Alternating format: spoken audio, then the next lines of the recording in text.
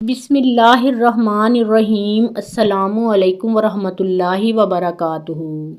وہ دریائے نیل جس کا پانی ٹھاٹھے مارتا تھا اور مصر کے کھیتوں کو سیراب کرتا تھا، وہ دریا خشک ہو چکا تھا۔ مصر کے لوگ یہ دیکھ کر پریشان ہو گئے، ایسا پہلی بار نہیں ہوا تھا۔ ہر سال دریائے نیل خشک ہو جاتا۔ مصر کے لوگوں کا کہنا تھا دریائے نیل ہر سال انسانی قربانی مانگتا ہے۔ جب وہ یہ قربانی دے دیتے تو دریائے نیل پھر سے ٹھاٹھے مارنے لگتا اور لوگ خوش ہو جاتے، ان کی کھیتیاں پھر سے لہلہانے لگتی۔ اب ایک بار پھر دریائے نیل خشک ہو چکا تھا، لوگوں کے چہرے پریشانی سے مرجھا گئے تھے۔ دریا اس بار پھر ایک انسان کی قربانی مانگ رہا تھا، وہ سب مجبور تھے۔ انہی دنوں حضرت عمرو بن عاص رضی اللہ تعالیٰ عنہ نے مصر فتح کیا تھا۔ مصر میں فوجیں موجود تھیں۔ امیر المومنین حضرت عمر فاروق رضی اللہ تعالیٰ عنہ نے مصر میں حضرت عمرو بن عاص رضی اللہ تعالیٰ عنہ کو گورنر مقرر کیا تھا، اور اس کے چند دن بعد ہی دریائے نیل خشک ہو چکا تھا۔ لوگوں کی پریشانی دیکھنے کے قابل تھی۔ لوگ دریائے نیل میں انسانی قربانی کی تیاریاں کرنے لگے۔ اب لوگ خوش تھے کہ دریا انسان کی قربانی کے بعد پھر سے بہنا شروع کر دے گا اور خوشحالی ہی خوشحالی ہوگی۔ آخر وہ دن بھی آ گیا جس دن ایک انسان کی قربانی دریائے نیل کو بھینٹ چڑھ جانا تھی۔ لوگ صبح ہی صبح یوں تیار ہو کر باہر نکل آئے جیسے عید کا سماں ہو۔ ہر شخص کے چہرے سے خوشی جھلک رہی تھی۔ حضرت عمر بن عاص رضی اللہ تعالیٰ عنہ دریائے نیل کے خشک ہونے کی وجہ سے سخت پریشان تھے۔ جب انہوں نے یہ سنا کہ لوگ دریائے نیل کی بھینٹ چڑھانے کے لیے ایک انسان کو قربان کرنے لگے ہیں تو وہ تڑپ اٹھے کہ یہ تو سراسر ظلم ہے۔ دریا کے لیے ایک انسان کو قتل کر دینا کہاں کی عقل مندی ہے۔ حضرت عمرو بن عاص رضی اللہ تعالیٰ عنہ اپنے چند آدمیوں کے ساتھ دریائے نیل کی طرف چل پڑے۔ وہ اس قربانی کو ہر حال میں رکوانا چاہتے تھے۔ جب وہ دریائے نیل کے پاس پہنچے تو انہوں نے وہاں عجیب سماں دیکھا۔ لوگ زرق برق کپڑے پہنے ہوئے وہاں موجود تھے۔ ہر شخص کے چہرے پر خوشی تھی۔ جب ان لوگوں نے گورنر کو دیکھا تو حیران رہ گئے اور سوچنے لگے، شاید گورنر بھی اس قربانی کو دیکھنے کے لیے آئے ہیں۔ حضرت عمرو بن عاص رضی اللہ تعالیٰ عنہ نے دیکھا کہ لوگ ایک 15 سالہ لڑکی کو لے کر وہاں آئے۔ اس لڑکی نے زرق برق لباس پہنا ہوا تھا، وہ زیورات سے لدی پھندی تھی۔ لڑکی خوف سے کانپ رہی تھی، اس کا چہرہ ہلدی کی طرح زرد ہو رہا تھا۔ لڑکی لڑکھڑاتے قدموں سے آگے بڑھ رہی تھی۔ وہ لرزتی کانپتی ہوئی لوگوں کے ہمراہ دریا کے کنارے پر پہنچ کر رک گئی۔ اس نے مڑ کر اپنے بوڑھے باپ کو دیکھا۔ باپ کی آنکھوں میں آنسو تھے، وہ مجبور تھا۔ لوگ اس کی بیٹی کو گھسیٹ کر موت کے منہ میں دھکیل رہے تھے اور وہ کچھ بھی نہیں کر سکتا تھا۔ اپنی بوڑھی آنکھوں سے بیٹی کو موت کے منہ میں جاتے ہوئے وہ دیکھ رہا تھا۔ لڑکی کی ماں تو غم سے نڈھال ہوئی جا رہی تھی۔ لڑکی ہاتھ چھڑا کر اپنے باپ کی طرف دوڑی، لیکن لوگ اس کے پیچھے بھاگ کھڑے ہوئے اور لڑکی کو لے کر پھر دریا کے کنارے پر لے آئے۔ لڑکی رو رو کر لوگوں سے التجا کرنے لگی، مجھے چھوڑ دو، میں مرنا نہیں چاہتی۔ لوگوں نے اسے مضبوطی سے پکڑ لیا۔ اب حضرت عمرو بن عاص رضی اللہ تعالیٰ عنہ کے صبر کا پیمانہ لبریز ہو چکا تھا۔ وہ جلدی سے آگے بڑھے اور لڑکی کو ان لوگوں کی قید سے چھڑاتے ہوئے بولے، یہ سب کیا ہے؟ تم اس لڑکی کو کیوں ہلاک کرنا چاہتے ہو؟ لوگ گورنر کی بات سن کر پریشان ہو گئے۔ لڑکی بھاگ کر اپنے باپ کے پاس چلی گئی۔ لڑکی کی ماں نے آگے بڑھ کر اسے اپنے ساتھ لپیٹ لیا۔ لڑکی سسکیاں لے لے کر رو رہی تھی اور ماں اسے چپ کرانے کی کوشش کرتے ہوئے خود بھی رو رہی تھی۔ لوگوں نے کہا، اے امیر، دریائے نیل خشک ہو چکا ہے اور وہ ہر سال ایک انسان کی قربانی مانگتا ہے۔ یہ سن کر حضرت عمرو بن عاص رضی اللہ تعالیٰ عنہ نے ناگواری سے لوگوں کی طرف دیکھا، پھر پوچھا، کیا ہر سال یہ دریا اسی طرح سے خشک ہو جاتا ہے؟ لوگوں نے جواب دیا، ہاں، ہر سال دریائے نیل اسی طرح سے خشک ہو جاتا ہے، اور یہ دریا جب خشک ہوتا ہے تو ہم ایک انسانی جان کی قربانی دیتے ہیں۔ اس کے ساتھ ہی دریا کا پانی بڑھنا شروع ہو جاتا ہے اور دیکھتے ہی دیکھتے دریا میں طغیانی آ جاتی ہے۔ حضرت عمر بن عاص رضی اللہ تعالیٰ عنہ نے کہا، یہ تو ظلم ہے۔ لوگوں نے کہا، اے امیر، ہم ہر سال چاند کی 11 تاریخ کو ایک نوجوان لڑکی کا انتخاب کر کے اس کے والدین کو رضامندی سے اس لڑکی کو زیورات اور خوبصورت لباس پہنا کر دریائے نیل کی بھینٹ چڑھا دیتے ہیں، پھر دریا کا پانی بڑھنا شروع ہو جاتا ہے۔ یہ سن کر حضرت عمر بن عاص رضی اللہ تعالیٰ عنہ نے کہا، اسلام ان باتوں کو پسند نہیں کرتا۔ تم ہر سال ایک انسان کو قتل کر کے دریا کی بھینٹ چڑھا دیتے ہو، یہ تو سراسر ظلم ہے۔ اسلام ان فضول باتوں کو مٹانے کے لیے آیا ہے، آئندہ تم ایسا کبھی نہیں کرو گے۔ یہ سن کر لوگ بولے، پھر تو دریا خشک رہے گا، ہماری کھیتیاں برباد ہو جائیں گی، ہم بھوک سے مر جائیں گے، ہمارے جانور ہلاک ہو جائیں گے۔ حضرت عمر بن عاص رضی اللہ تعالیٰ عنہ نے کہا، تم پریشان نہ ہو، ایسا کچھ نہیں ہوگا۔ حضرت عمر بن عاص رضی اللہ تعالیٰ عنہ نے انہیں یہ رسم ادا کرنے کی اجازت نہ دی۔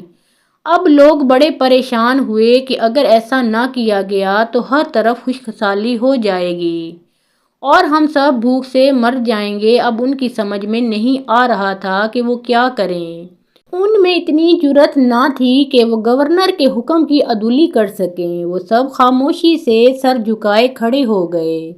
حضرت عمر بن عاص رضی اللہ تعالیٰ عنہ نے لڑکی کو اس کے ماں باپ کے ساتھ گھر بھجوایا اور لوگ بھی آہستہ آہستہ وہاں سے جانے لگے۔ چند ہی دنوں تک دریائے نیل بالکل خشک ہو گیا، اس میں ایک بوند بھی پانی نہ آیا۔ لوگ بوکھلا گئے، ان کی کھیتی باڑی دریائے نیل کے پانی سے قائم تھی۔ اب تو دریا خشک ہو چکا تھا، زمین بنجر ہو گئی، لوگ فاقوں سے مرنے لگے، جانور چارہ نہ ہونے کی وجہ سے تڑپ تڑپ کر جانیں دے رہے تھے۔ یہ دیکھ کر لوگوں نے مصر سے نکل کر دوسرے علاقوں کا رخ کیا، ہر طرف ویرانی ہی ویرانی تھی۔ حضرت عمر بن عاص رضی اللہ تعالیٰ عنہ نے جب یہ دیکھا تو وہ بھی پریشان ہو گئے۔ آخر کار انہوں نے امیر المومنین حضرت عمر فاروق رضی اللہ تعالیٰ عنہ کو ایک خط لکھا اور اس خط میں ساری صورتحال واضح کر دی۔ امیر المومنین حضرت عمر فاروق رضی اللہ تعالیٰ عنہ نے جب یہ خط پڑھا تو آپ رضی اللہ تعالیٰ عنہ نے حضرت عمر بن عاص رضی اللہ تعالیٰ عنہ کو جواب میں لکھا، تم نے مصریوں کو بہت اچھا جواب دیا، اسلام ایسی باتوں کی اجازت نہیں دیتا، وہ ایسی فضول باتوں کو مٹانے کے لیے آیا ہے۔ میں اس خط کے ساتھ ایک رکا بھیج رہا ہوں، تم یہ رکا دریائے نیل میں ڈال دینا۔ جب حضرت عمر بن عاص رضی اللہ تعالیٰ عنہ کے پاس امیر المومنین حضرت عمر فاروق رضی اللہ تعالیٰ عنہ کا خط پہنچا تو انہوں نے خط کے بعد وہ رکا بھی پڑھا جو دریائے نیل میں ڈالنے کے لیے تھا۔ اس میں لکھا تھا، یہ خط اللہ کے بندے عمر بن خطاب رضی اللہ تعالیٰ عنہ کی طرف سے دریائے نیل کے نام۔ اے دریا، اگر تو اللہ کے حکم سے بہتا تھا تو ہم بھی اللہ ہی سے تیرا جاری ہونا مانگتے ہیں، اور تو اللہ کے حکم سے جاری ہو جا، اور اگر تو خود اپنی مرضی سے بہتا ہے اور اپنی ہی مرضی سے رک جاتا ہے تو پھر تیری کوئی پرواہ اور ضرورت نہیں ہے۔ حضرت عمر بن عاص رضی اللہ تعالیٰ عنہ نے یہ رکا دریائے نیل میں ڈال دیا اور واپس چلے آئے۔ جب صبح مصر کے لوگ بیدار ہوئے تو یہ دیکھ کر حیران رہ گئے کہ اللہ تعالیٰ نے دریائے نیل کو اسی طرح سے جاری کر دیا ہے، بلکہ اب تو دریا میں پانی پہلے سے زیادہ چڑھ گیا تھا اور دریا میں طغیانی آئی ہوئی تھی۔ لوگ یہ دیکھ کر خوشی سے چلا اٹھے، دریا جاری ہو گیا۔ اس دن سے اب تک دریائے نیل اسی طرح سے جاری و ساری ہے، ایک لمحے کے لیے بھی اس کا پانی خشک نہیں ہوا۔ زینت کے خزانے کو الماس کہتے ہیں، لگے تڑپ پانی کی تو اسے پیاس کہتے ہیں۔ یوں تو سب کی پیاس بجھاتا ہے دریا، جو دریا کی پیاس بجھائے اسے عمر بن خطاب کہتے ہیں۔ سبحان اللہ۔ حضرت عمر رضی اللہ تعالیٰ عنہ کے دور خلافت میں پورے جزیرہ عرب میں بہت سخت قحط پڑا، جس کی وجہ سے لوگ مرنے لگے، حتیٰ کہ جانوروں کے جسم میں خون تک خشک ہو گیا۔ حضرت عمر رضی اللہ تعالیٰ عنہ کو اطلاع ملی کہ مصر میں اناج اور غلے کی پیداوار خوب ہو رہی ہے۔ آپ نے وہاں کے گورنر حضرت عمرو بن العاص رضی اللہ تعالیٰ عنہ کو خط لکھا کہ یہاں حجاز میں غلے کی کمی ہے اور مصر میں اس کی فراوانی ہے، یہاں والوں کے لیے غلہ روانہ کرو۔ حضرت عمرو بن العاص رضی اللہ تعالیٰ عنہ نے جواب میں لکھا کہ آپ مطمئن رہیں، میں اونٹوں پر لدوا کر اتنا غلہ بھیجوں گا کہ اگر پہلا اونٹ مدینہ میں ہوگا تو آخری اونٹ مصر میں ہوگا۔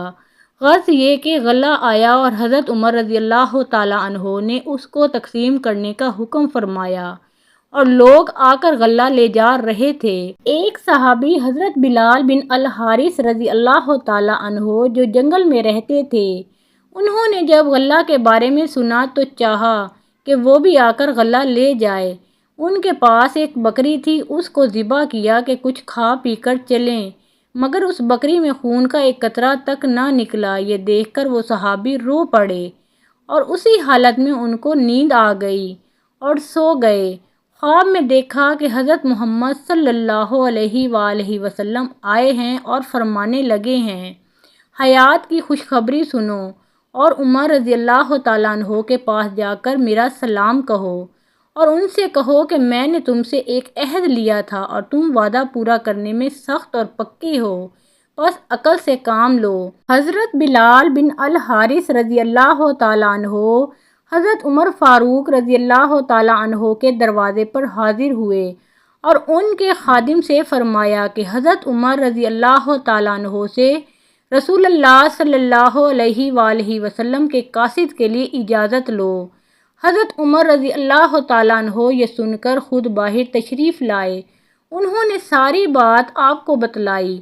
حضرت عمر رضی اللہ تعالیٰ عنہ یہ سن کر گھبرا گئے اور باہر نکل کر لوگوں کو جمع کیا اور منبر پر کھڑے ہوئے اور فرمایا کہ میں تم کو اللہ کی قسم دے کر پوچھتا ہوں کہ کیا میرے طرز عمل میں آپ حضرات کوئی بات بری اور مکروہ دیکھتے ہیں؟ تو لوگوں نے کہا کہ نہیں۔